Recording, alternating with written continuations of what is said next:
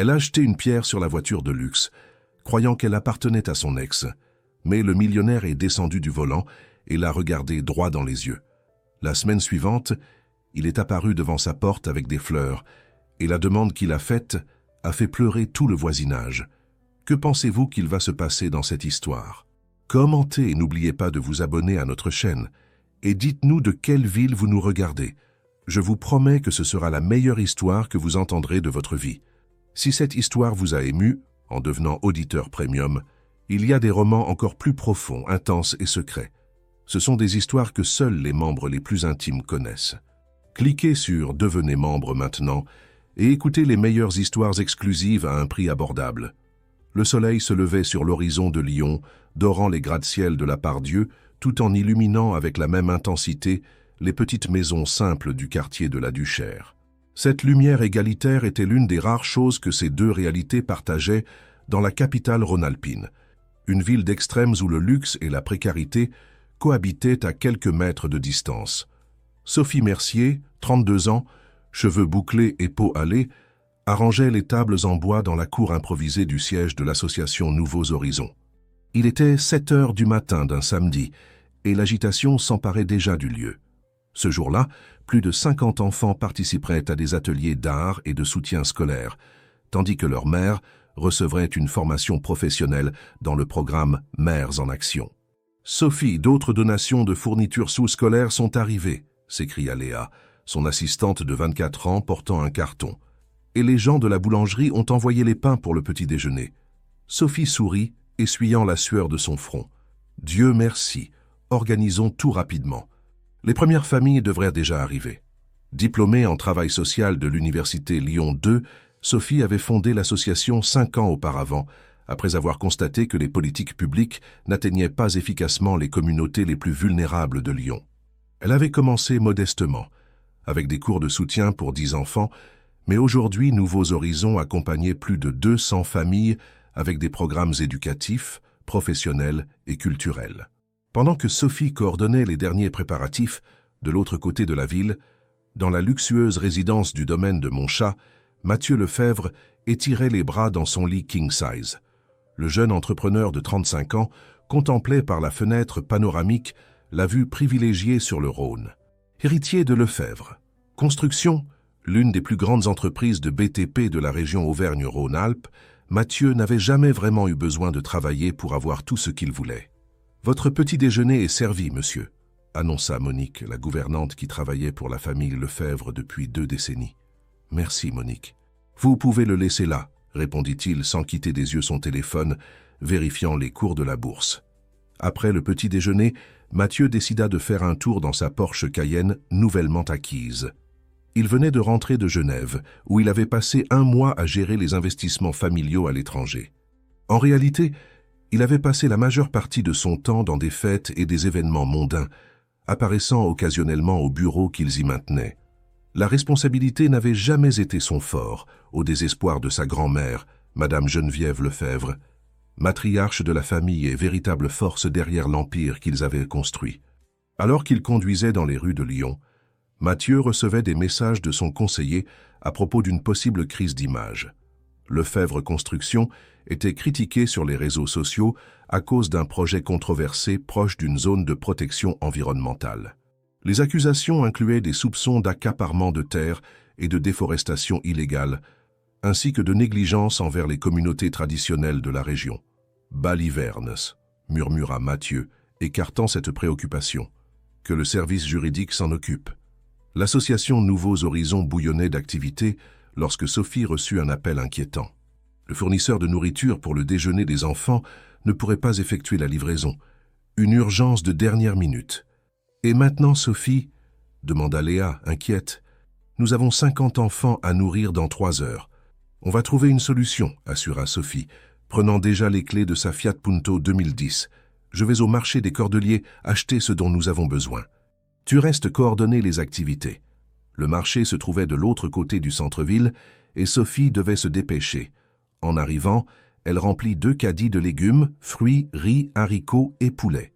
Elle paya avec la carte de l'association, remerciant mentalement les donateurs qui rendaient cela possible. Chargée de sacs, Sophie conduisait vers l'association quand le ciel de Lyon, auparavant ensoleillé, se couvrit soudainement. Une pluie tropicale typique commença à tomber, intense et inattendue. Sur le cours Lafayette, l'une des principales artères de la ville, la circulation commençait déjà à se compliquer. C'est à ce moment que la Porsche Cayenne de Mathieu s'approcha à grande vitesse. Elle venait de la voie de gauche, et remarquant une énorme flaque d'eau formée près du trottoir, il eut une idée qu'il trouva amusante. Au lieu de ralentir, il accéléra délibérément, passant en plein dans la flaque d'eau précisément au moment où Sophie déchargeait ses courses de la voiture pour les protéger de la pluie. Le jet d'eau sale atteignit Sophie de plein fouet, la trempant de la tête aux pieds. Les sacs en papier se défoncèrent et une partie de la nourriture tomba sur le sol boueux. Elle resta paralysée un instant, incrédule, tandis qu'elle entendait le rire de Mathieu résonner par la fenêtre ouverte de la voiture importée qui s'éloignait déjà. L'indignation s'empara de Sophie quand elle vit le riz et les haricots trempés par terre. Ce n'était pas seulement elle qui était mouillée, c'était le déjeuner de 50 enfants qui était ruiné. Sans réfléchir à deux fois, elle ramassa une pierre détachée du bord du trottoir et, avec la précision de quelqu'un qui avait joué au handball à l'université, la lança contre la voiture encore à portée de vue. La pierre atteignit en plein la vitre arrière de la Porsche, ne la brisant pas complètement, mais laissant une fissure considérable. Le bruit fit freiner Mathieu brusquement. Il regarda dans le rétroviseur, choqué de voir la femme trempée debout sous la pluie, le regardant avec un mélange de colère et de satisfaction. Ce que ni l'un ni l'autre ne remarqua à ce moment-là, c'est que toute la scène avait été filmée par un chauffeur de VTC arrêté au feu rouge. En quelques minutes, la vidéo commençait déjà à circuler dans les groupes WhatsApp. En quelques heures, elle serait dans les tendances de Twitter et sur Instagram. Sophie, trempée et dévastée, ramassa ce qu'elle put de la nourriture et retourna à l'association, imaginant comment elle expliquerait aux enfants que le déjeuner serait plus modeste ce jour-là. Elle n'avait aucune idée que cet incident changerait complètement le cours de sa vie. Pendant ce temps, Mathieu continuait sa promenade, irrité par les dégâts sur sa nouvelle voiture, mais sans accorder plus d'importance à l'incident. Il n'imaginait pas que sa grand-mère, Madame Geneviève, recevrait bientôt la vidéo par l'intermédiaire de la petite fille de sa cuisinière, avec l'information que tout Internet était déjà divisé entre les défenseurs de l'héroïne au caillou et les critiques du fils à papa en Porsche. La tempête qui s'abattait sur Lyon ce matin-là n'était qu'un prélude aux turbulences à venir. Alors qu'ils conduisaient vers des directions opposées de la ville, Sophie et Mathieu ne pouvaient imaginer que leur vie, si distincte jusqu'alors, était sur le point de s'entremêler de manière irrévocable. Le lendemain matin, Sophie se réveilla avec son téléphone vibrant sans cesse. Des dizaines de notifications clignotaient sur l'écran. Appels manqués, messages, identifications sur les réseaux sociaux. Confuse, elle déverrouilla l'appareil et fut frappée par une avalanche d'informations. « Sophie, tu es dans les infos nationales », disait le message de Léa, accompagné de liens vers des portails d'informations et une vidéo. En cliquant sur la vidéo, Sophie sentit son estomac se nouer. Elle était là, trempée, lançant une pierre contre la Porsche. La vidéo, prise d'un angle qui ne montrait pas la provocation initiale de Mathieu, avait une légende sensationnaliste. « Femme en colère attaque une voiture de luxe à Lyon. »« Mon Dieu !» murmura-t-elle, s'asseyant sur le lit. Le téléphone sonna. C'était Monsieur Bertrand, l'un des principaux donateurs de l'association. « Sophie, qu'est-ce que c'est que cette histoire ? Je vois ton nom partout. » La voix du vieil homme sonnait inquiète. « Monsieur Bertrand, ce n'est pas exactement ce que ça semble être. Cet homme est passé exprès dans une flaque d'eau et m'a complètement trempé. Il a aussi détruit la nourriture que j'avais achetée pour les enfants de l'association, » expliqua-t-elle, essayant de garder son calme. « Je comprends ton indignation, ma fille, mais cela peut nuire à l'image de Nouveaux Horizons. Nous devons en parler en personne. Passe à mon bureau cet après-midi. » Sophie raccrocha, sentant le poids de la responsabilité sur ses épaules. L'association était son projet de vie, et maintenant elle était menacée par un moment d'impulsivité. À l'autre extrémité sociale de Lyon, dans la résidence du domaine de Montchat, Mathieu se réveillait également dans une tempête virtuelle. Son chargé de relations publiques, Thomas, avait appelé désespérément. « Tu te rends compte de la merde que tu as faite ?» vociféra Thomas au téléphone. « On t'appelle le fils à papa de la flaque sur les réseaux sociaux. La vidéo montre clairement que tu l'as mouillé exprès. » « Quelle vidéo ?» demanda Mathieu, encore somnolent. Comment ça, quelle vidéo? Elle est partout. Un autre angle montre que tu as accéléré exprès pour l'arroser. Et il y a plus, ils ont découvert que la femme est Sophie Mercier, directrice de l'association Nouveaux Horizons, une ONG très respectée qui travaille avec des enfants défavorisés. Tu as choisi la pire personne possible pour t'en prendre à elle. Mathieu comprit enfin la gravité de la situation. Il s'assit au bord du lit, passant sa main dans ses cheveux. Et il y a plus, continua Thomas. Ils ont découvert cette histoire de la réserve naturelle. Ils font le lien, créant le récit de l'entrepreneur sans scrupules, qui détruit la nature et humilie les travailleurs sociaux. « Merde !» s'exclama Mathieu, se levant d'un bond. « Et qu'est-ce qu'on fait maintenant ?» J'essaye de limiter les dégâts. J'ai organisé une réunion d'urgence avec le service juridique et l'équipe marketing dans 1 heure. Je te suggère de te préparer à des excuses publiques. Avant que Mathieu ne puisse répondre, il entendit des coups fermes à sa porte. C'était Monique, la gouvernante. « Monsieur Mathieu, Madame Geneviève est ici et exige de vous parler immédiatement. » Mathieu déglutit. Sa grand-mère, la matriarche de la famille Lefebvre, visitait rarement son appartement. Quand elle le faisait, ce n'était jamais pour de bonnes raisons. « Dis-lui que j'arrive, » répondit-il, enfilant rapidement un peignoir. Dans le salon, Madame Geneviève Lefebvre, une dame de 78 ans, aux cheveux impeccablement teints et au maintien droit, attendait avec une expression sévère. Malgré son âge, elle conservait la vigueur et l'autorité qui lui avaient permis de gérer d'une main de fer les affaires de la famille après la mort prématurée de son mari 50 ans plus tôt. « Explique-toi », ordonna-t-elle dès que Mathieu entra dans la pièce. Elle tenait une tablette où la vidéo de l'incident tournait en boucle. « Grand-mère, c'était une blague stupide. Je ne savais pas qui elle était. Une blague stupide qui coûte des millions en valeur marchande à nos entreprises, » coupa Madame Geneviève. Les actions de Lefebvre Construction ont chuté de 3% rien que ce matin. Et nos concurrents adorent exploiter cela, surtout François Meunier.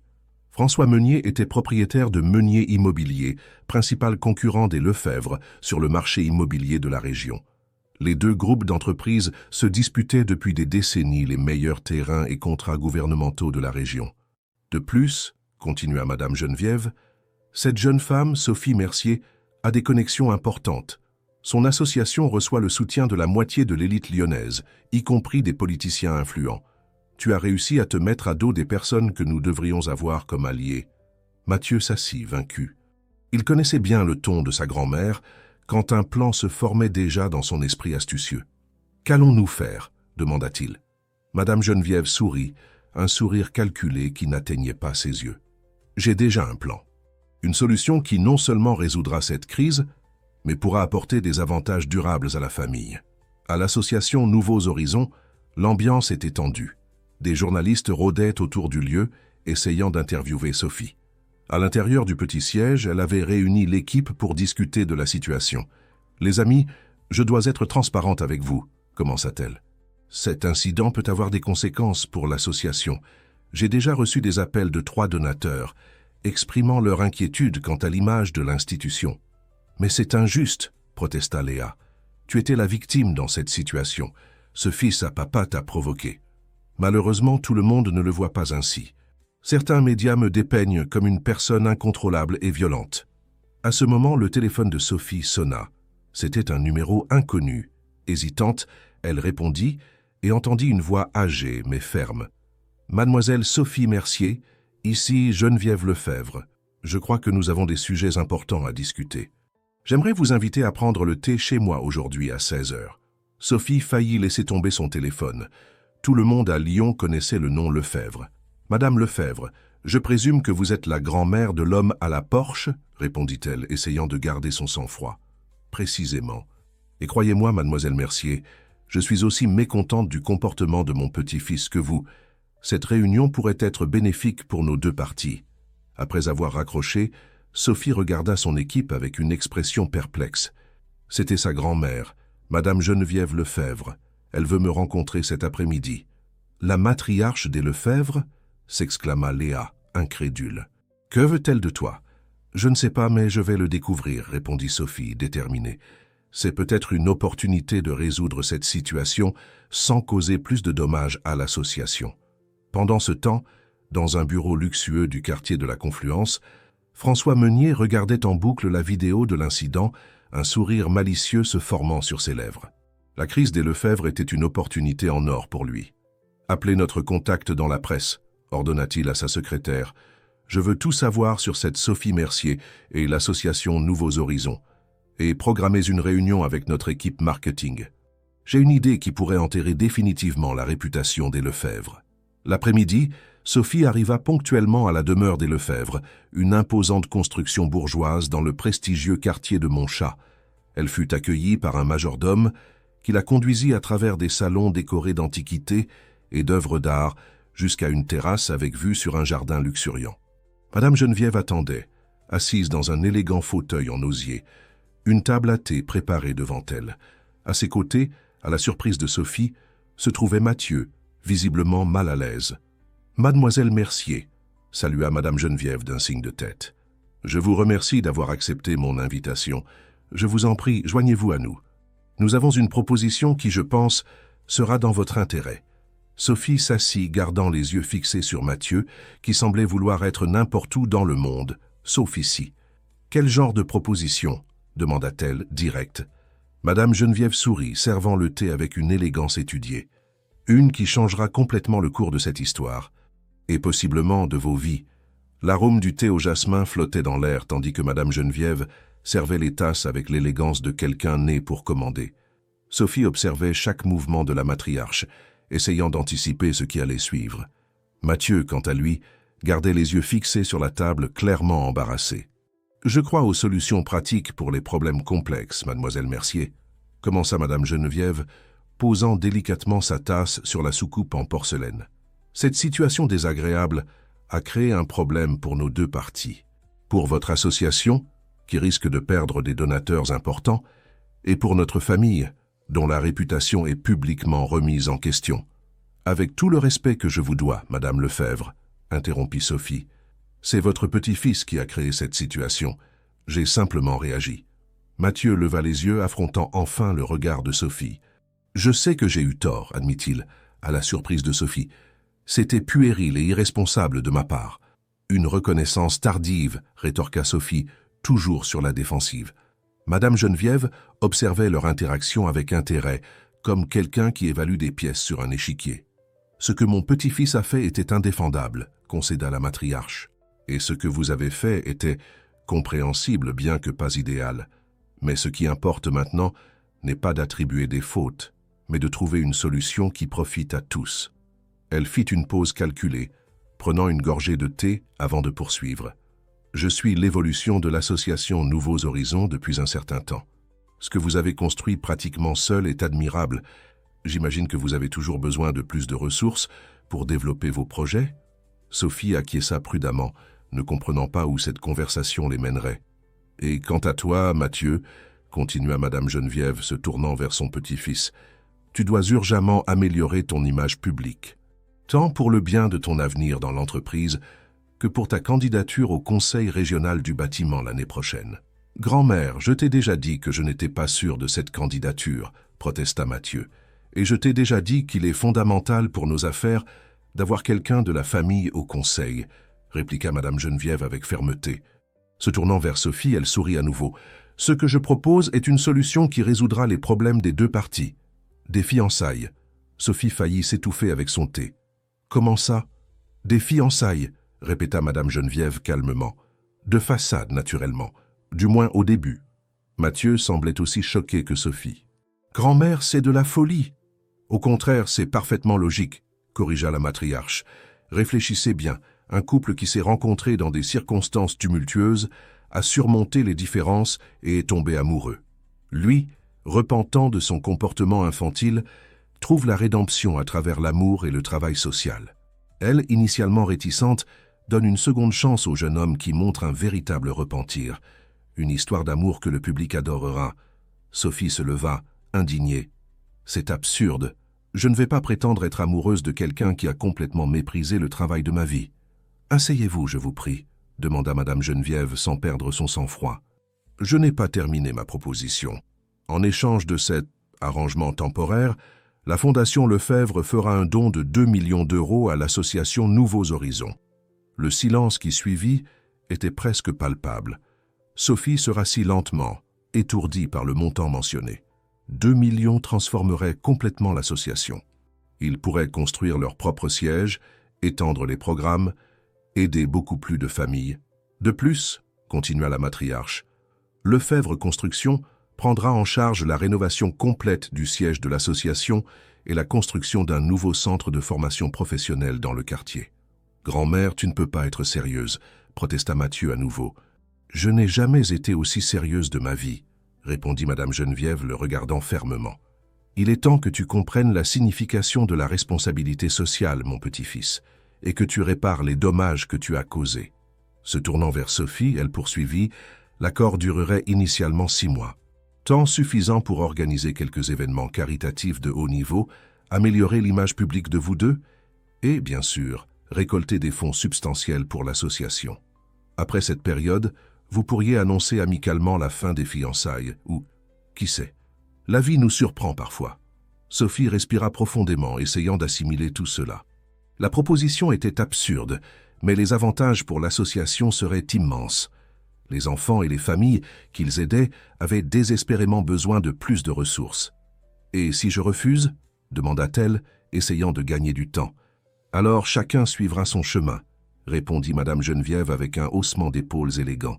« Nous engagerons la meilleure équipe de relations publiques du pays pour nettoyer le nom de Mathieu, insinuant probablement que votre réaction était disproportionnée et motivée par des problèmes personnels.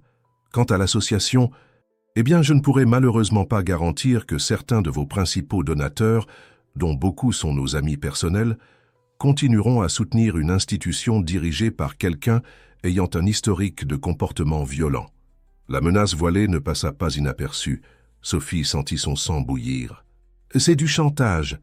Ce sont des affaires, ma chère, » corrigea Madame Geneviève avec un sourire froid. « Quelque chose que vous devrez apprendre si vous voulez que votre travail social survive dans un monde gouverné par des intérêts puissants. » Un silence tendu s'installa sur la terrasse. Mathieu regardait sa grand-mère avec un mélange de respect et d'étonnement, clairement surpris par l'audace du plan. « J'ai besoin de temps pour réfléchir, » dit finalement Sophie. « Naturellement, » acquiesça Madame Geneviève. « Mais pas trop. Internet a la mémoire courte, et nous devons agir pendant que l'incident est encore frais.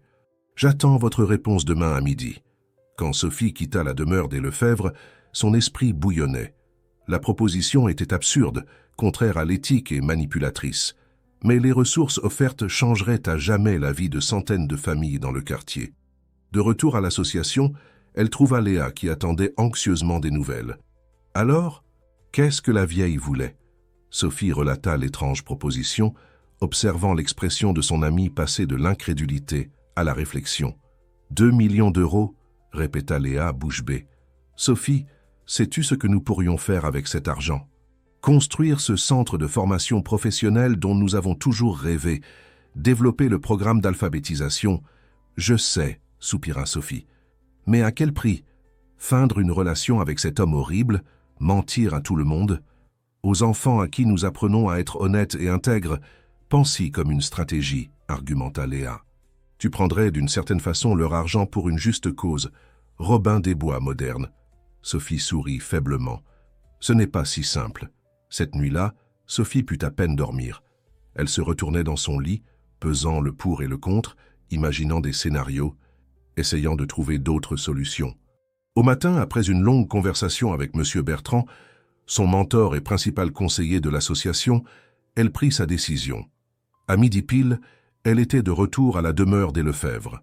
Cette fois, elle ne trouva que Mathieu sur la même terrasse, apparemment l'attendant seul. « Votre grand-mère n'est pas là ?» demanda Sophie, surprise. « Elle a dû régler une affaire urgente dans l'entreprise, mais m'a chargé de vous recevoir, » répondit-il, semblant aussi mal à l'aise que la veille. « Un café ? Non, merci. Je suis venu uniquement donner ma réponse et je ne compte pas m'attarder. » Mathieu acquiesça, indiquant une chaise. Quand ils furent tous deux assis, il la surprit. « Avant que vous ne répondiez, je voudrais dire quelque chose, » commença-t-il, paraissant sincèrement repentant. « Ce que j'ai fait était impardonnable. Je n'ai pas d'excuses. C'était un acte de cruauté gratuite qui ne reflète pas qui je veux vraiment être. » Sophie le regarda sceptique. « Et qui voulez-vous vraiment être, Mathieu ? La question sembla le prendre au dépourvu. Il hésita avant de répondre. « Honnêtement, je ne sais pas exactement. J'ai toujours vécu dans l'ombre des attentes de ma famille. L'empire Lefebvre, la tradition, l'héritage. On ne m'a jamais demandé ce que je voulais. » Pendant un bref moment, Sophie entrevit quelque chose d'inattendu chez cet homme arrogant, de la vulnérabilité. « Quant à la proposition de ma grand-mère, continua-t-il, je veux que vous sachiez qu'elle m'a aussi pris par surprise.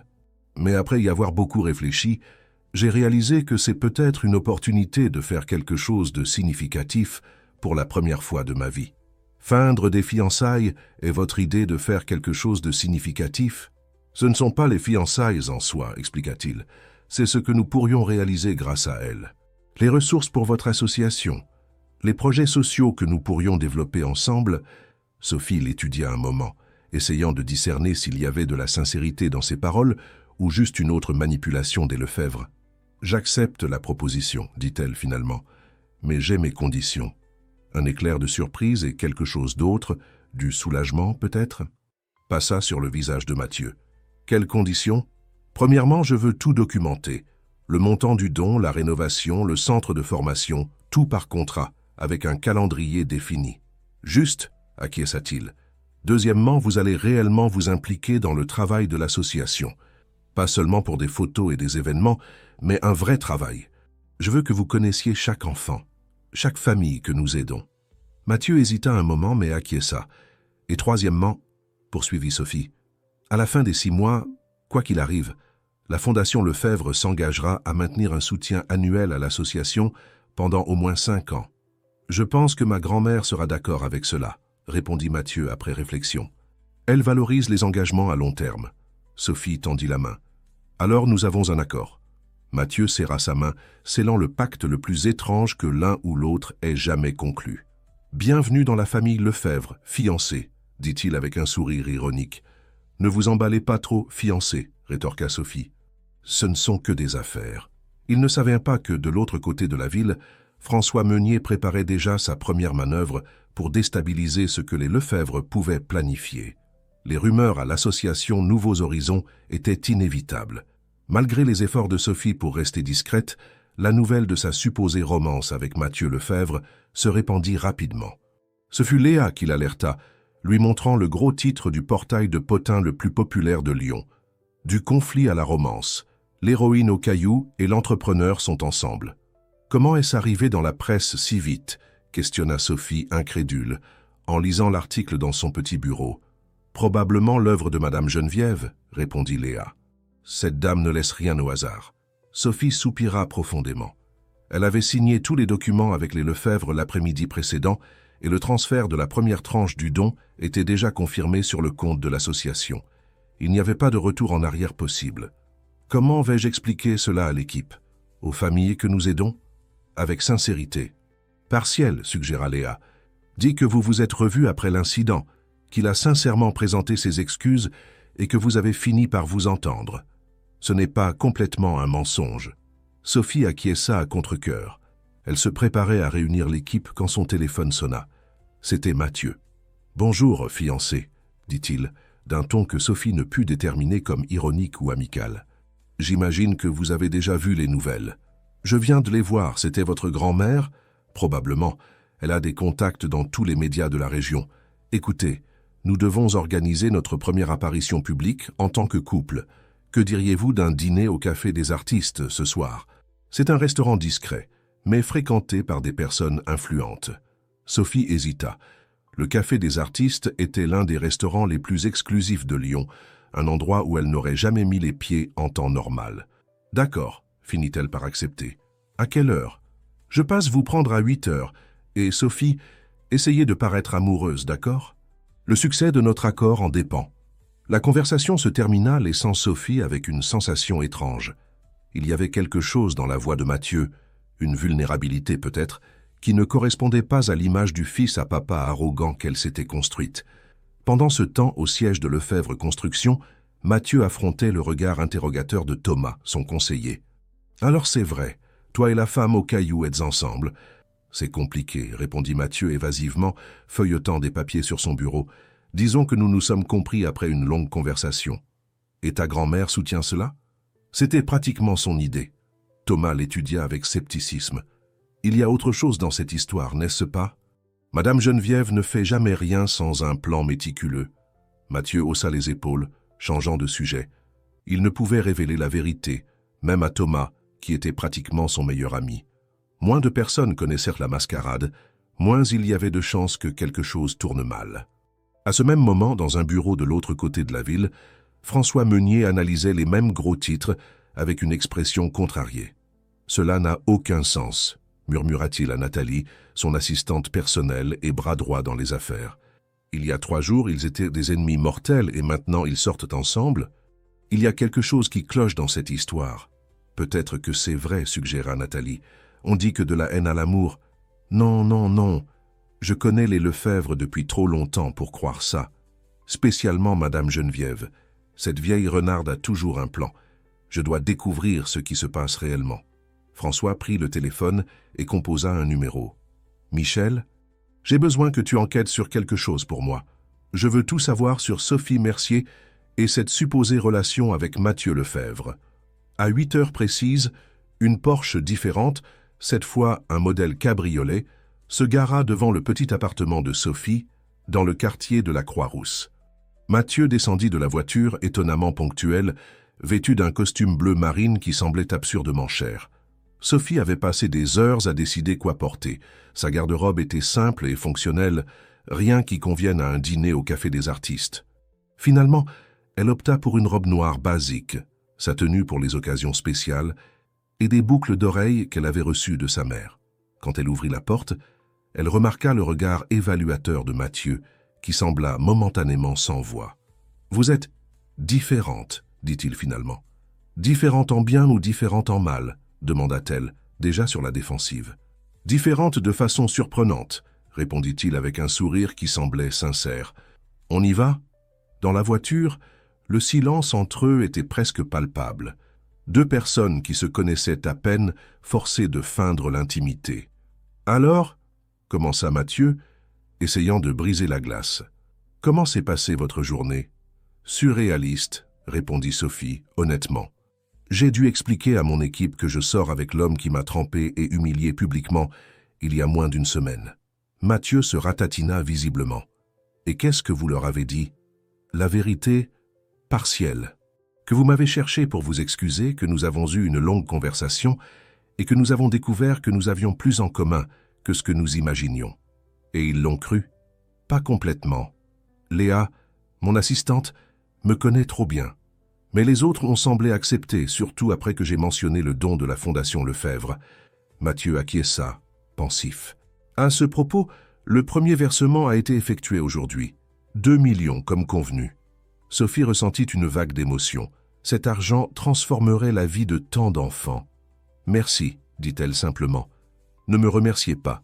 C'était l'idée de ma grand-mère, et c'est le minimum que je puisse faire après ce qui s'est passé. » Le Café des Artistes était exactement comme Sophie l'imaginait, élégant, sophistiqué et intimidant. Le maître d'hôtel les conduisit à une table discrète, mais stratégiquement placée pour être vue par les bonnes personnes. « Détendez-vous, » chuchota Mathieu en percevant sa tension. « Vous semblez sur le point de fuir. Je ne suis pas habitué à des endroits comme celui-ci, » admit Sophie. « Ne vous inquiétez pas. Je suis un excellent professeur d'étiquette de la haute société lyonnaise, » plaisanta-t-il, faisant un clin d'œil d'une manière qui, étonnamment, la fit sourire. Pendant le dîner, Sophie découvrit des facettes inattendues de Mathieu. Il était intelligent, articulé, et contre toute attente, un bon auditeur. Il semblait sincèrement intéressé par le travail de l'association, posant des questions pertinentes sur les projets et les familles aidées. « Comment avez-vous commencé tout cela ?» demanda-t-il après que Sophie eut décrit un programme de formation professionnelle pour les mères célibataires. « Pendant mes études de travail social, j'ai fait un stage dans une ONG à la Duchère. Quand j'ai obtenu mon diplôme, j'ai réalisé qu'il y avait un énorme écart entre les politiques publiques et les besoins réels des quartiers. J'ai commencé à donner des cours de soutien à 10 enfants dans le garage de ma tante. Ça a grandi organiquement à partir de là. Impressionnant, commenta Mathieu, semblant sincère. Construire quelque chose à partir de rien, motivé uniquement par la passion et le dévouement, ça doit être gratifiant. » Il y avait une touche de mélancolie dans sa voix qui intrigua Sophie. « Et vous ? demanda-t-elle. Vous avez toujours voulu suivre les affaires de la famille. Mathieu hésita, faisant tourner son verre de vin entre ses doigts. En fait, non. Je voulais être architecte. Créer, concevoir, pas seulement exécuter. Mais mon père est décédé quand j'avais 19 ans, et ma grand-mère m'a fait comprendre que je devais prendre ma place dans l'entreprise. Et vous n'avez jamais contesté? Contesté Madame Geneviève Lefebvre, rit-il sans humour. Vous avez rencontré ma grand-mère. Ce n'est pas quelqu'un à qui on dit non. Sophie réalisa qu'il y avait plus de profondeur en Mathieu qu'elle ne l'avait imaginé. Derrière la façade du fils à papa indifférent, il y avait un homme prisonnier d'attente qu'il n'avait peut-être jamais choisi pour lui-même. Le moment de réflexion fut interrompu lorsque Mathieu se pencha sur la table, prenant doucement la main de Sophie. « Souriez naturellement », chuchota-t-il. « François Meunier vient d'entrer avec sa femme et il regarde notre table. » Sophie força un sourire, se sentant mal à l'aise avec ce contact physique inattendu. « Qui est François Meunier ?» demanda-t-elle entre ses dents, maintenant le sourire. « Notre plus grand concurrent est la personne qui bénéficierait le plus si Lefebvre Construction perdait en crédibilité. Un vautour d'affaires qui adore profiter des faiblesses des autres. » François, un homme d'âge moyen au bronzage artificiel et aux cheveux suspicieusement foncés pour son âge, s'approcha de la table, accompagné d'une femme blonde et excessivement maquillée. « Mathieu, quelle surprise de te voir ici !» s'exclama François avec une cordialité feinte et accompagné par la fameuse « Mademoiselle Mercier, n'est-ce pas? La jeune femme de la vidéo qui est devenue virale ?» Sophie sentit son visage brûler de honte, mais avant qu'elle ne puisse répondre, Mathieu serra légèrement sa main et prit la parole. « François, quel plaisir !» répondit-il avec une égale fausseté. « Oui, voici Sophie Mercier, ma petite amie et directrice de l'association Nouveaux Horizons. Un travail incroyable que, soit dit en passant, la Fondation Lefebvre a décidé de soutenir intégralement. » François les étudia avec des yeux calculateurs. « Fascinant comme le destin nous surprend, n'est-ce pas? Il y a une semaine, vous étiez de parfaits étrangers dans un incident regrettable. Et maintenant un couple. L'amour est vraiment imprévisible. » L'insinuation était claire. Il ne croyait pas à cette relation soudaine. « Parfois, il faut un choc initial pour réaliser ce qui compte vraiment, » répondit Sophie, se surprenant elle-même par la rapidité de sa réponse. « Mathieu et moi avons découvert que nous avons beaucoup plus en commun qu'il n'y paraissait au premier abord. » Pour souligner ces paroles, elle retourna la main que Mathieu tenait, entrelaçant ses doigts aux siens dans un geste d'intimité qui sembla déconcerter François. « Eh bien, je souhaite tout le bonheur du monde au nouveau couple, » dit-il clairement contrarié. « Si vous m'excusez, notre table nous attend. » Quand François s'éloigna, Sophie essaya de retirer sa main, mais Mathieu la maintint fermement. « Pas encore, » murmura-t-il. « Il observe toujours. » Leurs regards se croisèrent pendant un moment qui sembla suspendre le temps. Il y avait quelque chose dans les yeux de Mathieu, une vulnérabilité, une question non formulée, qui fit inexplicablement accélérer le cœur de Sophie.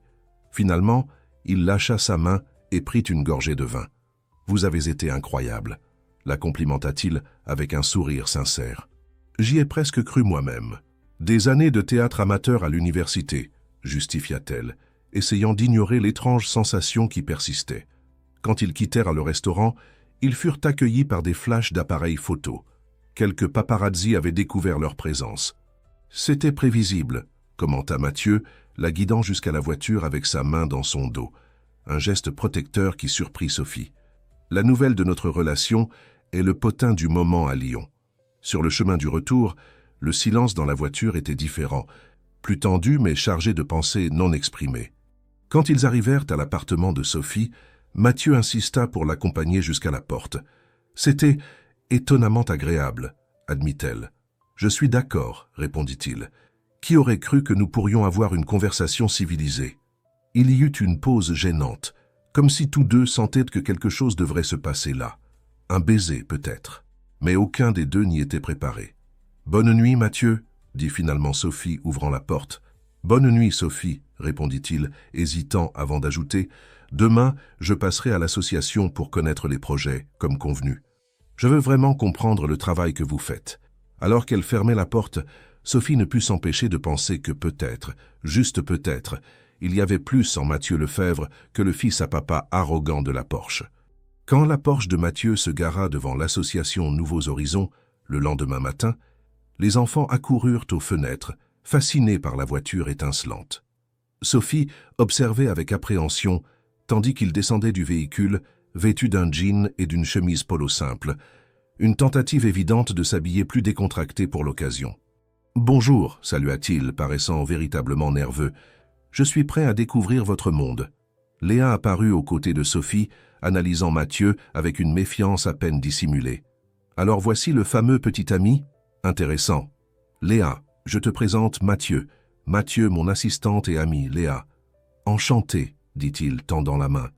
Sophie parle très bien de vous. Curieux parce que jusqu'à la semaine dernière, elle n'avait jamais parlé de vous, répliqua Léa avec un sourire faussement doux. Léa, réprimanda Sophie. Ce n'est rien, intervint Mathieu.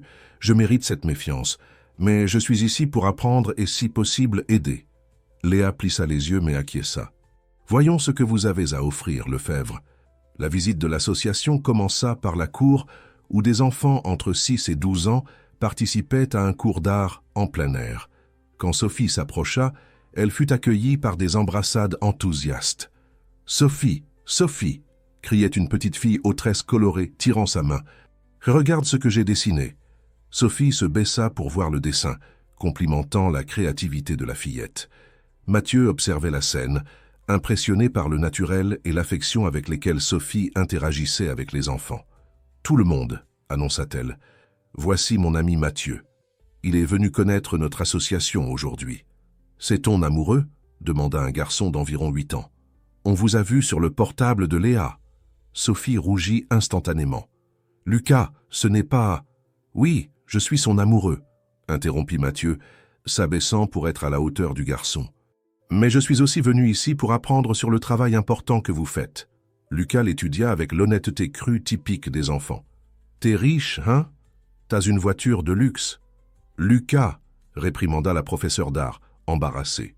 Mathieu rit, surprenant tout le monde. « Oui, Lucas, j'ai la chance d'être né dans une famille avec des ressources. Mais tu sais quoi? Ça ne me rend pas plus spécial que quiconque. Ce qui compte vraiment, c'est ce qu'on fait pour les autres, comme Sophie le fait tous les jours. » Sophie le dévisagea, surprise par la réponse. Pendant un instant, elle vit de la sincérité dans les yeux de Mathieu, quelque chose qui la déconcerta. Le reste de la matinée fut consacré à découvrir chaque projet de l'association. Les cours de soutien scolaire, le programme d'alphabétisation pour adultes, les ateliers de formation professionnelle pour mères célibataires, la banque alimentaire et le dispensaire où des bénévoles offraient des soins médicaux de base. À la surprise de Sophie, Mathieu manifesta un intérêt sincère, posant des questions pertinentes et interagissant respectueusement avec tous. À aucun moment il ne sembla s'ennuyer ou se sentir supérieur, comme elle l'avait craint.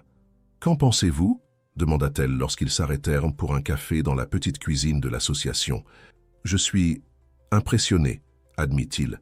« C'est beaucoup plus complet et organisé que je ne l'imaginais.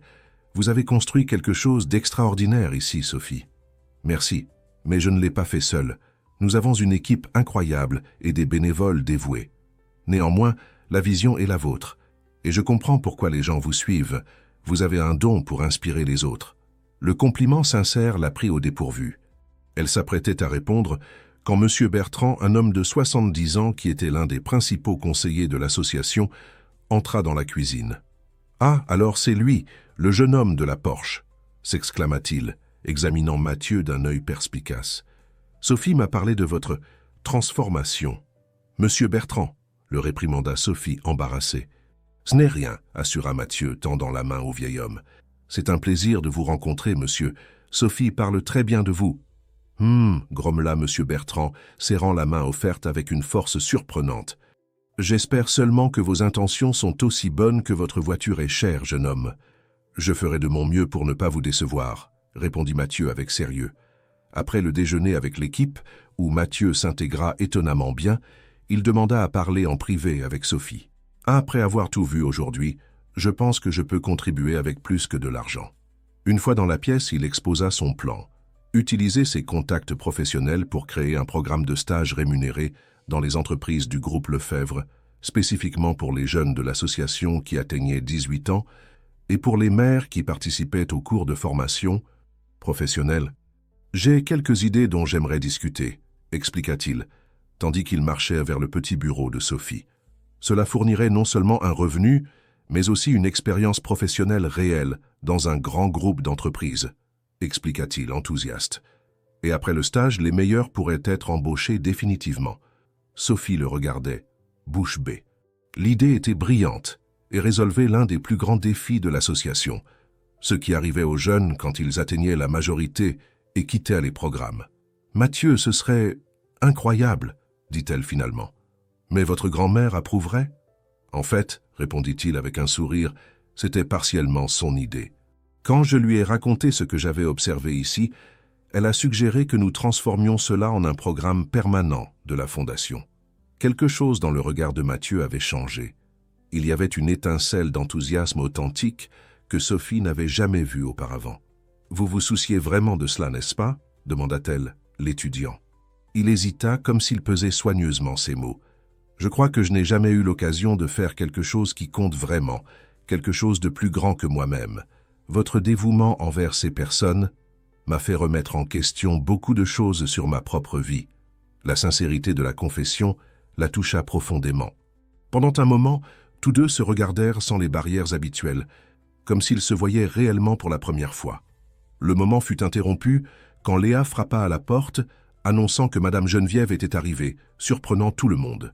La matriarche des Lefebvre, élégante comme toujours dans un tailleur gris perle, marchait dans la cour de l'association, observant tout d'un œil attentif. « Grand-mère, je ne savais pas que tu viendrais », s'exclama Mathieu, clairement surpris. « J'ai décidé de voir personnellement où mon petit-fils passe ses journées dernièrement, » répondit-elle avec un sourire énigmatique. « Et de mieux connaître le travail de ma future petite-fille. » Sophie déglutit.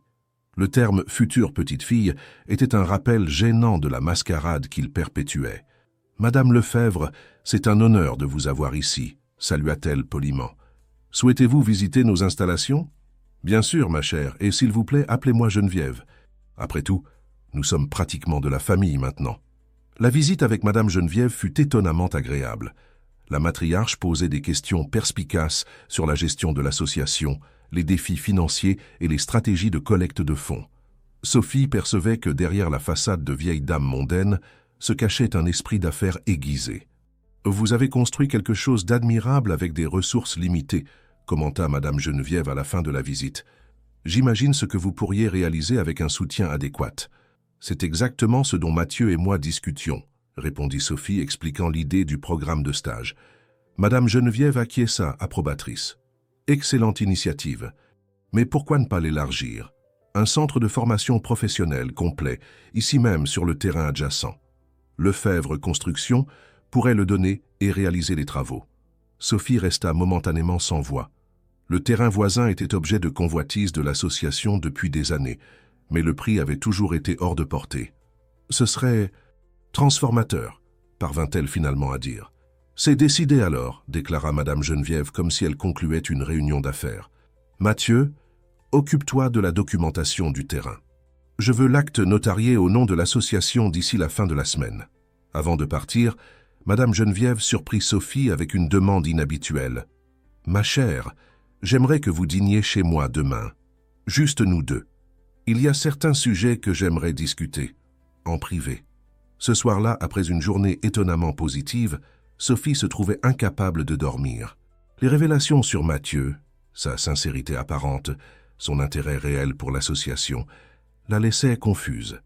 Était-il possible qu'il y ait plus en lui que le fils à papa arrogant qu'elle avait initialement connu? Elle décida de prendre une tisane pour calmer ses pensées. Pendant que l'eau bouillait, son téléphone vibra avec un message de Mathieu. « Merci pour aujourd'hui. Pour la première fois depuis longtemps, j'ai senti que je faisais quelque chose qui compte vraiment. » Sophie fixa le message pendant de longues minutes, incertaine de la façon de répondre. Finalement, elle tapa « Merci de vous en soucier. Vraiment. » La réponse vint presque immédiatement. « De rien. » « Bonne nuit, Sophie. » L'utilisation du prénom si décontracté et intime provoqua une étrange sensation de chaleur dans sa poitrine. « Bonne nuit, Mathieu, » répondit-elle, mettant le téléphone de côté et essayant d'ignorer le sourire qui se formait sur ses lèvres. Le lendemain, Sophie arriva ponctuellement à la demeure des Lefebvre pour le dîner avec Madame Geneviève.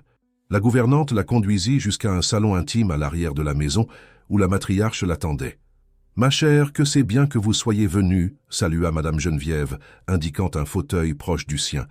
Nous dînerons bientôt, mais avant, j'aimerais vous montrer quelque chose. » Elle se leva et marcha jusqu'à une étagère ancienne, d'où elle retira un livre à la couverture usée. « Savez-vous ce que c'est » demanda-t-elle, remettant l'objet à Sophie. « On dirait un vieux journal intime, » répondit-elle, examinant le cahier avec précaution. « Exactement. Mon journal, de quand j'avais approximativement votre âge.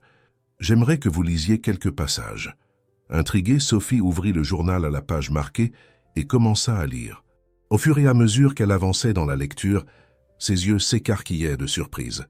Les pages révélaient une jeune Geneviève très différente de la matriarche puissante qu'elle connaissait, une femme qui avait affronté les préjugés et la résistance dans un monde des affaires dominé par les hommes, qui s'était battue pour être respectée après la perte de son mari, qui avait défendu des causes sociales impopulaires parmi l'élite de l'époque. « Je n'en avais aucune idée », confessa Sophie en terminant la lecture. « Peu de gens le savent », répondit Madame Geneviève avec un sourire mélancolique. « L'image de la reine de glace des affaires lyonnaises est pratique pour les affaires, mais je voulais que vous compreniez que tout n'est pas ce qu'il semble être à première vue. »« Pourquoi me montrez-vous cela » demanda Sophie, sincèrement curieuse. Madame Geneviève l'étudia un moment avant de répondre « Parce que je vois beaucoup de moi en vous, Sophie, et parce que je veux que vous compreniez mon petit-fils. »« Mathieu ? Oui. Il a grandi entouré de privilèges, c'est vrai, mais aussi d'attentes écrasantes. Après la mort de mon fils, mon unique enfant, j'ai mis tout le poids de la continuité des Lefebvre sur les épaules de Mathieu. Peut-être ai-je été injuste envers lui. Il y avait une vulnérabilité dans la voix de la matriarche que Sophie n'aurait jamais cru entendre. Hier, continua Madame Geneviève, j'ai vu mon petit-fils véritablement animé pour la première fois depuis des années. Parlant de ce programme de stage, des familles qu'il a rencontrées, de vous. Ses yeux avaient un éclat que je n'avais pas vu depuis qu'il était enfant et rêvait d'être architecte. Il m'a parlé de cela, commenta Sophie doucement. Vraiment ? Intéressant. Madame Geneviève sourit. Peut-être y a-t-il de l'espoir après tout. Vous savez, Sophie, j'ai commencé cet arrangement comme une stratégie de relations publiques, mais maintenant je me demande si ce n'était pas le destin agissant par mes mains. Sophie déglutit, se sentant soudainement mal à l'aise. Madame Lefebvre, Geneviève, je dois être honnête. Ceci reste un accord pour moi. Je le fais pour l'association, pour les enfants et les familles que nous aidons.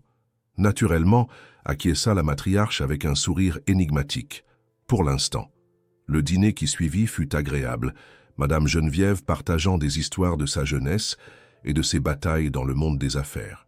À la fin de la soirée, alors que Sophie se préparait déjà à partir, la matriarche la surprit à nouveau. « Emportez le journal avec vous. Il y a d'autres passages que j'aimerais que vous lisiez. Et Sophie, merci de donner une chance à mon petit-fils. C'est un homme bien, sous toutes ses couches d'arrogance et de privilèges. » Sur le chemin du retour, dans le taxi, Sophie feuilletait pensivement le journal de Madame Geneviève. Sur l'une des pages, une phrase soulignée attira son attention. « Parfois, nous avons besoin de quelqu'un qui voit en nous ce que nous-mêmes ne parvenons pas à voir. » Pour une raison quelconque, la phrase fit accélérer son cœur, tandis que l'image de Mathieu jouant avec les enfants de l'association envahissait son esprit. Les semaines suivantes apportèrent des changements significatifs tant pour l'association que pour la relation entre Sophie et Mathieu. Ce qui avait commencé comme une mascarade calculée se transformait progressivement en quelque chose qu'aucun des deux n'avait prévu. La présence de Mathieu à l'association devint régulière. 3 fois par semaine, il apparaissait pour aider au projet, amenant souvent avec lui des architectes et des ingénieurs de Lefebvre Construction pour planifier le nouveau centre de formation professionnelle. Les enfants l'adoraient, surtout après qu'il eut organisé une excursion au musée des Beaux-Arts, une sortie que beaucoup d'entre eux n'auraient jamais eu l'occasion de faire. Je n'aurais jamais imaginé vous voir enseigner les mathématiques à des enfants de l'école primaire, commenta Sophie un après-midi, l'observant patiemment expliquer les fractions à un groupe d'élèves. Moi non plus, admit Léa, qui avait progressivement abandonné son hostilité initiale. Je crois que j'ai mal jugé le fils à papa. Nous l'avons tous les deux jugé, confessa Sophie, ressentant un étrange mélange de culpabilité et autre chose, quelque chose qu'elle n'était pas encore prête à nommer. Les apparitions publiques du couple étaient soigneusement orchestrées par Madame Geneviève. Dîner de bienfaisance, inauguration événements culturels où qu'ils aillent, ils attiraient les regards et, plus important, des dons pour l'association. L'histoire du fils à papa racheté par l'amour se vendait bien, et la presse locale ne se lassait pas de suivre chaque pas du couple. Lors d'une de ces soirées, après un cocktail de bienfaisance organisé par la Fondation Lefebvre, qui avait récolté un demi-million d'euros pour l'association, Mathieu raccompagnait Sophie chez elle dans sa voiture. « Je suis épuisé », confessa-t-elle, en levant ses talons hauts et s'adossant au siège en cuir. « Je ne sais pas comment vous supportez ces événements constamment. Des années d'entraînement, répondit-il avec un sourire. Mais je suis d'accord qu'ils sont épuisants. Toutes ces conversations futiles, ces gens essayant de s'impressionner les uns les autres. Au moins, ça en valait la peine. Avec cet argent, nous pourrons doubler le programme d'alphabétisation pour adultes. Mathieu l'observa du coin de l'œil, admirant la façon dont elle pensait toujours aux autres d'abord. Vous savez ce qui est étrange. Avant, je détestais ces événements. Maintenant, avec vous à mes côtés, parlant de projets qui comptent vraiment, ils ont un but. Quelque chose dans la sincérité de sa voix fit Sophie se tourner pour le regarder. Leurs regards se croisèrent brièvement avant que Mathieu ne reporte son attention sur la route, mais cet instant suffit pour qu'ils ressentent tous deux un courant électrique inattendu entre eux. « Mathieu, commença-t-elle hésitante. « Oui, vous avez vraiment changé, n'est-ce pas? Je veux dire, ce n'est pas seulement un jeu d'acteur pour les caméras. » Il resta silencieux un moment, comme s'il pesait soigneusement ses mots. « Je crois que je n'ai pas changé, Sophie. J'ai simplement trouvé une version de moi-même qui était enterrée sous des années d'attente et de privilèges. Vous m'avez fait voir ce que je pourrais être, au lieu de ce que tout le monde attendait que je sois. » La sincérité de cette confession laissa Sophie sans voix. Quand ils arrivèrent à son appartement, elle hésita avant de sortir de la voiture. « Voulez-vous monter prendre un café ?» invita-t-elle, se surprenant elle-même. Le regard de Mathieu s'illumina. « Avec plaisir. » Le petit appartement de Sophie était simple mais accueillant. Des livres partout, des plantes aux fenêtres, des photos des enfants de l'association sur les murs. C'était un véritable foyer, si différent des environnements impersonnels et parfaitement décorés auxquels Mathieu était habitué. « C'est tout à fait vous, » commenta-t-il, observant tout avec intérêt pendant qu'elle préparait le café. « Comment ça ?»« Accueillant, sans prétention, plein de vie et d'histoire. » Sophie sourit, lui tendant une tasse. « Merci, je suppose. » Ils s'assirent sur le petit canapé, plus proche que nécessaire, discutant de la soirée et des projets pour l'association. La conversation coulait naturellement, ponctuée de rires et de regards qui duraient un peu plus que la normale. À un moment donné, lorsque tous deux atteignirent le même magazine sur la table basse, leurs mains se touchèrent. Aucun des deux ne recula. Lentement, Mathieu entrelaça ses doigts aux siens. Un geste si simple, mais chargé de signification. « Sophie » murmura-t-il, s'inclinant légèrement vers elle. Le téléphone de Sophie sonna brusquement, brisant le moment. C'était Léa. « Sophie, désolée d'appeler si tard, mais nous devons parler, » dit-elle, semblant préoccupée. « As-tu vu le blog de Vincent Lambert aujourd'hui? Il a publié un article sur toi et Mathieu, et ce n'est pas bon du tout. »« Quoi? Non, je ne l'ai pas vu. »« Qu'est-ce qu'il dit? Mieux vaut que tu le lises toi-même. Je viens de t'envoyer le lien. Nous avons besoin d'une stratégie pour gérer ça demain. » Dès qu'elle raccrocha, Sophie ouvrit le lien envoyé par Léa. Le titre de l'article était dévastateur. « La supercherie de l'année. La romance entre le fils à papa et la directrice de l'ONG. »« Mon Dieu !» murmura-t-elle, sentant son sang se glacer dans ses veines. Mathieu s'approcha pour lire par-dessus son épaule. L'article prétendait avoir des sources fiables qui confirmaient que leur relation était une mascarade orchestrée pour sauver l'image de Mathieu après l'incident de la flaque d'eau. Il mentionnait des réunions secrètes dans la demeure des Lefebvre, le contrat de plusieurs millions avec l'association, et suggérait que Sophie avait vendu son intégrité pour de l'argent. « C'est l'œuvre de François », affirma Mathieu, serrant les poings. On sent sa patte dans chaque mot. « Comment pourrait-il savoir ?» questionna Sophie angoissée.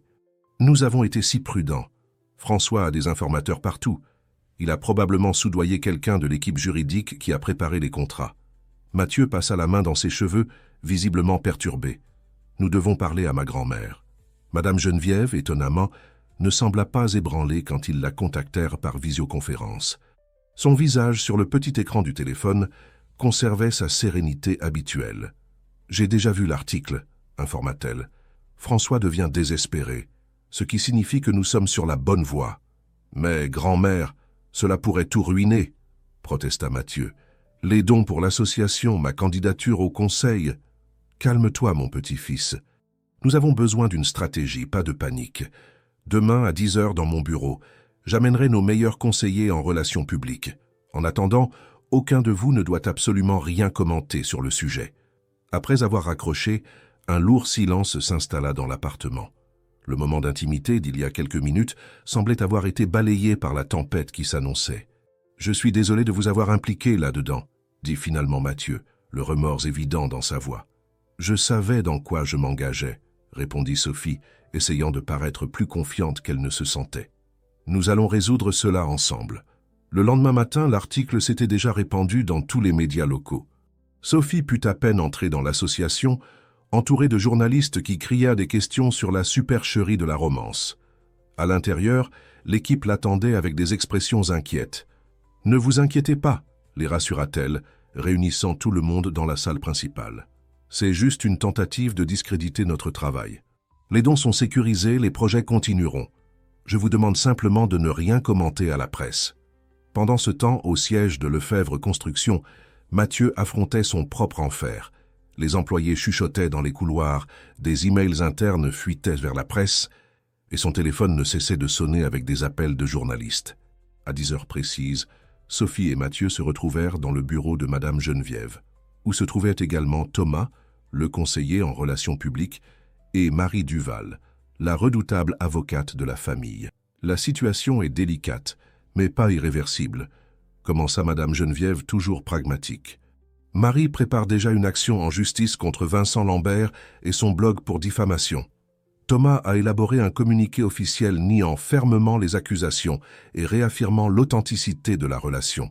Mais c'est mentir encore plus, objecta Sophie. C'est protéger ce que nous avons construit, corrigea doucement Madame Geneviève. Pensez aux enfants de l'association, aux familles qui dépendent des projets. Il y a une autre question, intervint Marie. Nous avons identifié la source de Vincent. C'était Pierre, du département juridique, qui a vendu des informations sur les contrats. Il a été licencié ce matin, mais le mal est fait. Et François ? Questionna Mathieu. Nous savons qu'il est derrière tout ça. Sans preuve concrète, nous ne pouvons pas l'accuser publiquement, expliqua Marie. Mais nous enquêtons. Nous avons besoin de plus que de simples démentis, réfléchit Thomas. Quelque chose qui convainque le public de l'authenticité de votre relation.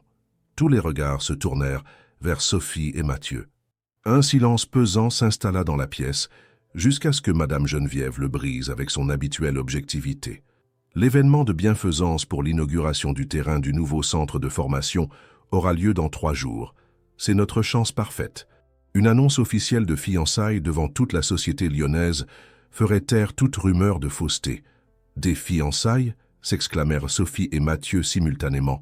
C'est la prochaine étape logique, argumenta Thomas, s'enthousiasmant pour l'idée. Un grand geste public, émouvant, romantique. La presse adorerait, et François semblerait simplement être un jaloux essayant de ternir le bonheur d'autrui. Sophie se sentit étourdie. La mascarade prenait des proportions qu'elle ne contrôlait plus, devenant quelque chose de monstrueux qui menaçait d'engloutir sa vie réelle, ses principes, ses véritables sentiments.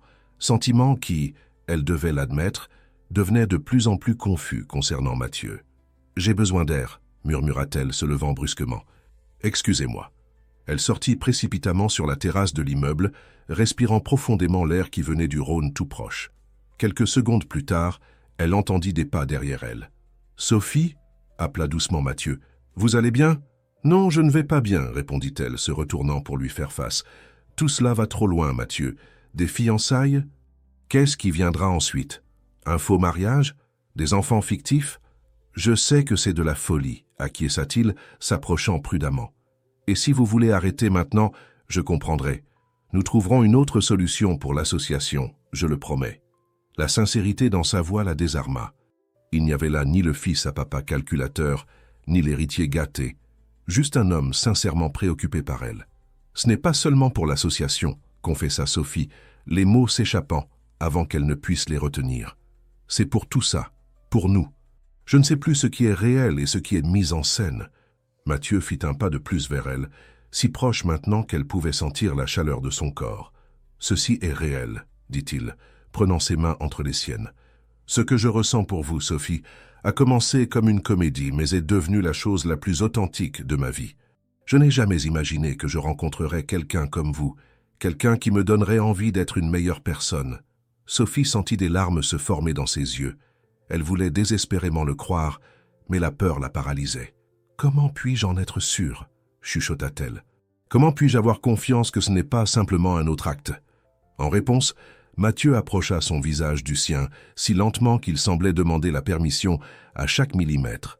Lorsque leurs lèvres se touchèrent, il n'y avait pas de public, pas de caméra, personne à impressionner, juste deux cœurs reconnaissant enfin ce qu'ils savaient déjà depuis un certain temps. Le baiser fut doux, presque révérencieux, comme si Mathieu craignait qu'elle ne disparaisse à tout moment. Quand ils se séparèrent, il garda son front appuyé contre le sien. « Cela répond-il à votre question ?» murmura-t-il. Avant que Sophie ne puisse répondre, la porte de la terrasse s'ouvrit brusquement. C'était Thomas, l'air alarmé. « Désolé d'interrompre, mais nous avons un problème. François Meunier vient d'annoncer qu'il fera un don de 5 millions d'euros à la Fondation Renaissance, le principal concurrent de l'association Nouveaux Horizons pour les ressources du secteur privé. Et il donne des interviews, affirmant qu'il veut soutenir un travail social authentique, pas des stratagèmes publicitaires déguisés. » Sophie sentit son estomac se nouer. La Fondation Renaissance s'adressait au même public que l'association, mais avec des approches très différentes et, selon elle, moins efficaces. Une injection de 5 millions mettrait l'association en sérieux désavantage pour la collecte de fonds futurs. « Il utilise notre propre jeu contre nous », murmura Mathieu, la colère évidente dans sa voix. Il savait que nous réagirions à l'article, alors il a préparé son prochain coup. De retour dans la salle de réunion, l'ambiance était celle d'une guerre déclarée. Madame Geneviève marchait de long en large, tandis que Marie parlait au téléphone, essayant de découvrir plus d'informations sur les manœuvres de François. « Nous avons besoin d'une contre-attaque immédiate », déclara la matriarche. « Les fiançailles lors de l'événement caritatif ne suffiront plus. François a volé la vedette avec ce don astronomique. »« Et si » commença Mathieu, une idée se formant dans son esprit. « Et si nous transformions l'événement en quelque chose de beaucoup plus grand? Pas seulement l'inauguration du terrain et une annonce de fiançailles, mais le lancement d'un projet révolutionnaire d'intégration sociale. » Tous se tournèrent vers lui, curieux. « Je pense à quelque chose comme un complexe intégré, le centre de formation comme noyau, mais s'étendant pour inclure une pépinière d'entreprises sociales, un centre culturel communautaire, des appartements pour les personnes âgées du quartier, un projet d'urbanisation complet, signé par les meilleurs architectes du pays, avec un investissement initial de 10 millions d'euros de Lefebvre Construction. »« 10 millions, répéta Madame Geneviève, haussant les sourcils. C'est un investissement, pas une dépense, argumenta Mathieu, surprenant tout le monde par sa conviction. Le retour en image d'entreprise et en responsabilité sociale sera immense, sans parler du fait que nous pouvons transformer une partie du projet en développement immobilier à usage mixte, attirant des investisseurs. Sophie l'observait, admirative. Ce n'était pas le Mathieu qu'elle avait connu des mois auparavant, mais un homme avec une vision, un but et de la passion. « Je vous soutiens », déclara-t-elle s'avançant pour se tenir à ses côtés. « En fait, je propose un partenariat formel entre l'association et Lefebvre Construction pour ce projet, une fusion d'objectifs. » Madame Geneviève les étudia longuement, un sourire énigmatique se formant sur ses lèvres. « Il semble que j'ai enfin trouvé de dignes successeurs pour l'héritage des Lefebvre, » commenta-t-elle. « Marie, préparez les documents. Thomas, préparez la plus grande annonce que Lyon ait jamais vue. Montrons à François Meunier comment on fait de la vraie philanthropie. » Quand tout le monde quitta la salle pour commencer les préparatifs, Madame Geneviève demanda à Sophie de rester un moment de plus. « Ma chère, » dit-elle, tenant ses mains, « j'ai vu comment vous vous regardez.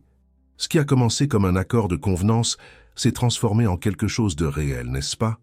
Sophie hésita, mais acquiesça, incapable de nier ce que son cœur savait déjà. « Mon petit-fils a eu beaucoup de relations superficielles, avec des femmes qui ne s'intéressaient qu'au nom Lefebvre, » continua la matriarche. « Vous êtes la première à voir l'homme derrière le nom, la première à le défier d'être meilleur. Pour cela, quoi qu'il arrive avec ce projet ou avec les rumeurs, vous avez ma gratitude éternelle. » Sophie se sentit touchée par les paroles de la vieille dame. « Merci, Geneviève. Mais nous avons maintenant une bataille à mener. »« Ah, ma chère, sourit la matriarche avec confiance, Quand un Lefebvre et une Mercier s'unissent, ce n'est pas une bataille, c'est une victoire annoncée. Le jour du grand événement se leva avec un ciel étonnamment bleu sur Lyon, comme si même la nature conspirait en faveur des plans de Sophie et Mathieu. Le terrain adjacent à l'association, désormais officiellement sa propriété, avait été transformé en un espace de célébration. Des tentes blanches abritaient des tables élégamment décorées. Une scène avait été montée pour les présentations culturelles des enfants et des jeunes du projet, et de grands panneaux exposaient les impressionnantes maquettes du futur complexe social Nouveaux Horizons. En coulisses, Sophie ajustait nerveusement la robe bleu turquoise que Madame Geneviève avait insisté pour lui offrir pour l'occasion. C'était un modèle élégant, mais simple, qui correspondait parfaitement à son style, montrant que la matriarche la connaissait mieux qu'elle ne l'imaginait. « Tu es éblouissante », commenta Léa, l'aidant avec le délicat collier. « Le fils à papa va tomber raide quand il te verra. » « Ne l'appelle pas comme ça », corrigea automatiquement Sophie, pour ensuite se rendre compte du changement dans sa propre attitude. « Je veux dire, je sais exactement ce que tu veux dire », sourit Léa avec un regard entendu. « Ce n'est plus une mascarade, n'est-ce pas ?» Sophie soupira, incapable de nier. « C'est compliqué, Léa.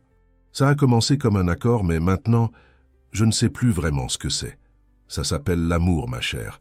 Et aussi improbable que cela ait pu paraître il y a quelques mois, je pense que c'est exactement ce qui se passe entre vous. » Avant que Sophie ne puisse répondre, un léger coup à la porte annonça l'arrivée de Madame Geneviève, impeccable dans un ensemble de soie couleur perle. « Les gens commencent à arriver, ma chère. Êtes-vous prête ?»« Physiquement, oui, » répondit honnêtement Sophie. « Émotionnellement, je n'en suis pas sûre. » Madame Geneviève sourit avec compréhension, s'approchant pour ajuster une mèche des cheveux de Sophie. « Personne n'est jamais vraiment prêt pour les grands moments de la vie, » philosopha la matriarche. « C'est pourquoi ils sont grands, parce qu'ils nous défient, nous transforment. Que se passe-t-il si François apparaît avec plus d'accusations, si tout ce plan s'effondre? Alors nous y ferons face ensemble, comme une famille, » répondit Madame Geneviève avec une simplicité surprenante. « Parce que c'est ce que nous sommes maintenant, n'est-ce pas? Une famille unie par quelque chose de plus fort que le sang ou les contrats, un objectif commun. » Les paroles de la vieille dame touchèrent profondément Sophie, dissipant une partie de son anxiété. Avec un signe de tête décidé, elle suivit Madame Geneviève vers l'événement qui changerait à jamais le cours de leur vie. Le terrain était rempli d'invités. L'élite des affaires lyonnaises, des politiciens influents, des représentants d'autres ONG, des familles aidées par l'association et bien sûr des dizaines de journalistes avides de couvrir ce qui promettait d'être l'événement social de l'année. Sophie aperçut Mathieu au centre de l'espace, conversant avec animation avec un groupe d'entrepreneurs. En la voyant, ses yeux s'illuminèrent d'une manière qu'aucun jeu d'acteur ne pourrait simuler. « Voici mon inspiration », annonça-t-il au groupe, marchant vers Sophie avec un sourire sincère. Prenant ses mains dans les siennes, il chuchota « Vous êtes absolument ravissante. »« Vous n'êtes pas mal non plus, » répondit-elle, admirant comme le costume bleu marine s'ajustait parfaitement à sa silhouette athlétique. « Prête pour la grande annonce ?»« Aussi prête que possible. » Mathieu serra ses mains en signe de soutien. « Rappelez-vous, quoi qu'il arrive aujourd'hui, ce que nous ressentons l'un pour l'autre est réel. Du moins, pour moi, ça l'est. » La vulnérabilité dans ses yeux était palpable, et Sophie sentit son cœur s'accélérer. « Pour moi aussi, » confessa-t-elle, surprise par la facilité avec laquelle les mots sortirent. Un bref moment d'intimité au milieu du brouhaha de l'événement, interrompu par l'approche de Thomas, le conseiller en relations publiques, avec une expression préoccupée. « François Meunier vient d'arriver », informa-t-il à voix basse, avec le président de la Fondation Renaissance et plusieurs journalistes. « C'était prévisible », commenta Mathieu, gardant son calme. « Il est temps de mettre notre plan en action. » L'événement officiel commença avec Sophie, montant sur scène pour souhaiter la bienvenue. Sa voix, d'abord hésitante, prit de l'assurance en voyant les visages familiers des enfants et des familles que l'association aidait. L'association Nouveaux Horizons est née d'un rêve simple, créer des opportunités là où il semblait n'y avoir aucun espoir. Nous avons commencé modestement dans un garage prêté, avec 10 enfants et beaucoup d'amour. Aujourd'hui, nous aidons des centaines de familles et grâce à un partenariat extraordinaire, nous sommes sur le point d'élargir cet impact d'une manière que je n'aurais jamais pu imaginer. Ses yeux rencontrèrent ceux de Mathieu dans la foule et un sourire sincère se forma sur ses lèvres. La vie nous surprend parfois par ces chemins tortueux. Des personnes que nous jugeons d'une certaine façon, se révèlent complètement différentes quand nous nous permettons vraiment de les connaître. Les transformations qui semblent impossibles deviennent réalité quand nous ouvrons nos cœurs à de nouvelles possibilités. Au premier rang, François Meunier s'agitait inconfortablement, visiblement déçu par l'assurance que Sophie démontrait. C'est avec une immense joie que j'invite sur scène l'homme qui a non seulement transformé l'avenir de l'association, mais aussi profondément transformé ma propre vision sur beaucoup de choses, Mathieu Lefebvre. Les applaudissements résonnèrent, tandis que Mathieu montait sur scène, prenant la place de Sophie au micro, non sans avant tenir sa main en signe d'union. Merci Sophie pour des mots si généreux, et merci à tous d'être ici en cette journée historique. Sa voix exhalait une confiance que Sophie n'avait jamais perçue auparavant, non pas l'arrogance d'autrefois, mais l'assurance d'un homme qui avait enfin trouvé son but. Beaucoup d'entre vous connaissent l'histoire insolite de notre rencontre, continua-t-il, provoquant des rires dans l'assistance. Ce qui a commencé par une flaque d'eau et un caillou sur ma voiture est devenu la plus grande bénédiction de ma vie. François Meunier chuchota quelque chose à l'oreille d'un journaliste qui acquiesça et commença à prendre des notes frénétiquement. Aujourd'hui, nous ne célébrons pas seulement l'acquisition de ce terrain ou le début des travaux du centre de formation professionnelle. Nous annonçons quelque chose de bien plus grand, le complexe social Nouveaux Horizons, un projet révolutionnaire d'urbanisation et de développement social intégré. Les écrans géants autour de l'espace s'allumèrent simultanément, montrant les impressionnantes images en 3D du projet. Des murmures d'admiration parcoururent la foule, tandis que Mathieu expliquait les détails. Le centre de formation comme noyau central, entouré d'une pépinière d'entreprises sociales, un centre culturel communautaire, une clinique de santé familiale, des appartements pour personnes âgées du quartier et des espaces verts intégrés. Un investissement initial de 10 millions d'euros de Lefebvre Construction rendra ce rêve réalité. Mais plus important que l'argent et l'engagement que nous prenons aujourd'hui, ce sera un projet construit avec la communauté et pour la communauté, respectant son identité culturelle et ses besoins réels. Sophie observait, émue, tandis que Mathieu parlait avec une passion authentique de valeurs qui, quelques mois plus tôt, lui auraient semblé complètement étrangères. La transformation était palpable, et le public percevait clairement l'authenticité de ses paroles. À la fin de la présentation, les applaudissements furent assourdissants. François Meunier, visiblement contrarié, consultait frénétiquement son téléphone, cherchant probablement une stratégie pour éclipser l'annonce. Mathieu se tourna vers Sophie, prenant ses mains dans les siennes. « Il y a encore une chose que j'aimerais annoncer aujourd'hui, » dit-il, sa voix maintenant amplifiée par le micro, mais ses yeux fixés uniquement sur elle. Quelque chose de très personnel, qui transcende les affaires ou les projets sociaux. Le cœur de Sophie s'accéléra. Bien qu'elle sût que la demande en mariage faisait partie du plan, quelque chose dans l'expression de Mathieu suggérait que le moment était devenu authentique. À sa surprise, Mathieu éteignit le micro et le mit de côté, préférant lui parler directement, sans l'amplification pour le public. « Sophie, quand nous nous sommes rencontrés, j'étais une personne vide, vivant une vie sans but. Tu m'as enseigné la signification du dévouement, de l'intégrité et de l'amour véritable. » Sa voix tremblait légèrement d'émotion sincère. « Ce qui a commencé comme un accord est devenu le centre de ma vie. Je ne veux plus faire semblant, ni planifier. Je veux simplement être honnête avec toi et avec moi-même. » À l'étonnement de Sophie et de tous les présents, Mathieu s'agenouilla, sortant de sa poche une petite boîte en velours. « Sophie Mercier, me ferais-tu l'honneur de m'épouser? Pas pour des contrats, pas pour les apparences, mais parce que, contre toute attente, nous sommes tombés amoureux. » Le silence qui suivit fut absolu. Sophie sentit des larmes se former dans ses yeux, tandis qu'elle regardait la bague. Une délicate émeraude entourée de petits diamants, parfaitement adaptée à son style discret. Ce n'était pas de l'ostentation, c'était de la considération. « Oui, » répondit-elle, la voix étranglée par l'émotion. « Oui, j'accepte. » Le public explosa en applaudissements, tandis que Mathieu glissait la bague à son doigt et la soulevait dans une étreinte émue, la faisant tournoyer sur scène, avant de conclure par un baiser qui n'avait rien d'une mise en scène. C'était la pure célébration d'un amour inattendu et transformateur. Au fond de l'événement, François Meunier observait la scène avec une expression défaite. Son plan de démasquer une relation factice avait échoué spectaculairement face à ce qui était, indéniablement, un amour authentique. Madame Geneviève, quant à elle, essuyait discrètement une larme au coin de l'œil.